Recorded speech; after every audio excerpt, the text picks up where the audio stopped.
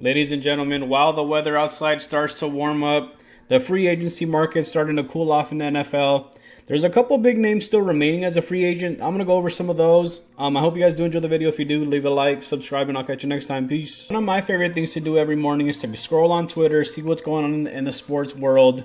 So this guy already posted the top remaining NFL free agents. A lot of big hitters on here that still have remained unsigned. As the date of me recording this, there's guys that have been signed. I'm going to go over some of those. But as you can see, guys like Aaron Rodgers, Stephon Diggs, CJ Mosley, Nick Chubb, Doc Cooper, Tyler Lockett, Russell Wilson, Stephon Gilmore's a big one. Von Miller's a big one. Zadarius Smith a big one. Matthew Judon a big one. Rasul Douglas, Calais Campbell.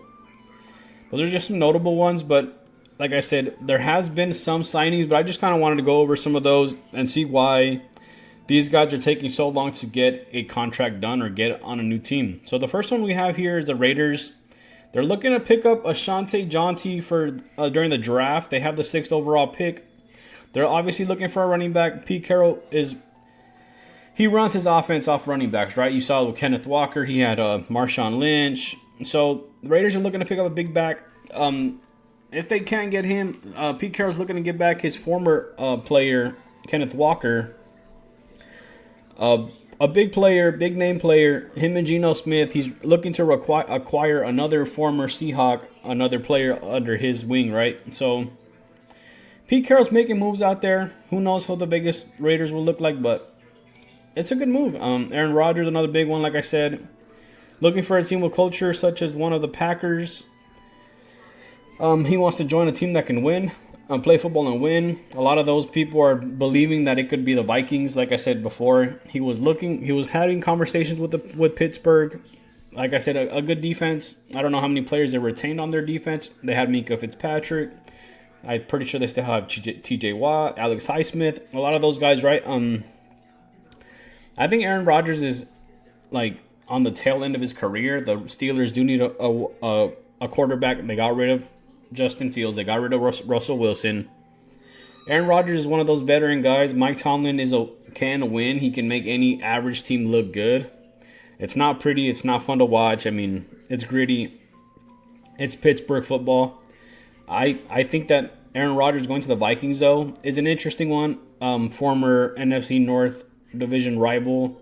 Him being a Packers player for so long. I think it's a weird one. I think they're both weird. I would rather see him in a Steelers uniform, but like I said, him and DK Metcalf, George Pickens, I think it's a better move than going to the Vikings, like I said, as a divisional opponent from your old team. The decision coming from Aaron Rodgers coming within the next few days. A lot of people believe, like I said, the Vikings and the Steelers are the top candidates. I prefer the Steelers. Him going with Aaron Jones back home in the NFC North. Cool dudes, good friends. I still think the Steelers are a better fit for him. And then we have a big one, Stephon Diggs. And I when I saw the news about this, I was like, man, why would Stephon Diggs go to wide receiver hell? Another one of those Steeler type teams where wide receivers go there to get paid, and they just don't have the same output. Obviously, he's coming off of a torn ACL. If he's healthy, him and Drake May could very well be a good duo. Drake May finally has a number one wide receiver. Drake May's good. He's a good quarterback. I think Stephon Diggs is a big weapon. He's going to play against his former best friend, Josh Allen, twice a year, right? So he's a divisional opponent. But I mean, I don't love this deal. I think that it's good for the money in terms of Stephon Diggs, right? Like I said, coming off a torn ACL. You want to play winning football. You want to play for an exciting team. He was with the Texans, a good opportunity for him to win. He took a bag. He's going to New England. A new look team, a lot of new signings out there. An exciting young quarterback. I don't hate it, but I certainly don't love it. So it's a good move for him. I mean, for the money, in terms of money, it's good. So, and then we have Mr. What's his name? Mr. Incredible. Broncos country, let's ride, Mr. That guy. Russell Wilson signing a 1-year deal with the Giants. A $10.5 million guaranteed deal. He could earn up to $21 million. I'm assuming one of those incentives are going to be win a Super Bowl, which is super far-fetched. Next to 0% of happening. So It's an interesting one because I think the Giants are desperate after seeing Saquon Barkley go and have a phenomenal season with the Eagles. They now know, like, hey, man, we paid Daniel Jones so much money. We got rid of him. Who knows where he's at right now? I don't know if he's still with the Vikings, but it's a big loss. It's interesting because this next one is they have 3 quarterbacks. They just signed Jameis Winston. Now, a couple of days later, maybe a week later, they signed Russell Wilson. It's interesting, right? I think Tommy DeVito, he's not a great quarterback. He's a up-and-coming quarterback, if you want to say that. I haven't seen too much film on him. I don't really watch Giants games because I think it's so boring. Not a lot of name players there. I think they're a shit show to watch. If they're on like primetime TV, Thursday Night Football, I'll tune in. But Jameis Winston, Russell Wilson, Tommy DeVito, a quarterback room. I mean, it's tough, man, because I think that Russell Wilson, I think he's lost it. He's lost the plot. After leaving Seattle, all the issues he's had on and off the field, it's interesting. I don't know where he's at. Jameis Winston, he's a character off the field. On the field, obviously, with the Browns, it was interesting to watch. He's still a good quarterback. Don't get me wrong. I remember he had one of the seasons with the Bucs where he led with the most touchdowns, but he also led the league with the most interceptions. So he's kind of careless with the ball, but I love him as a character. I prefer his character over Russell Wilson, Mr. Incredible, Broncos Country, Let's Ride. I mean, it'll be interesting. I think the Giants are becoming this meme team where it's like we watch them because it's funny, not because it's fun. We have some interesting news coming out of Dallas, though. We have Micah Parsons have yet to make the Dallas Cowboys have yet to make an contract offer to Micah Parsons. I'm pretty sure he's due a new contract and extension, right? And they seem hesitant to pay him, which is interesting because he is their best player. Dak Prescott was injured all last year. Micah Parsons makes that defense kind of fun to watch. I think that they lost Dan Quinn.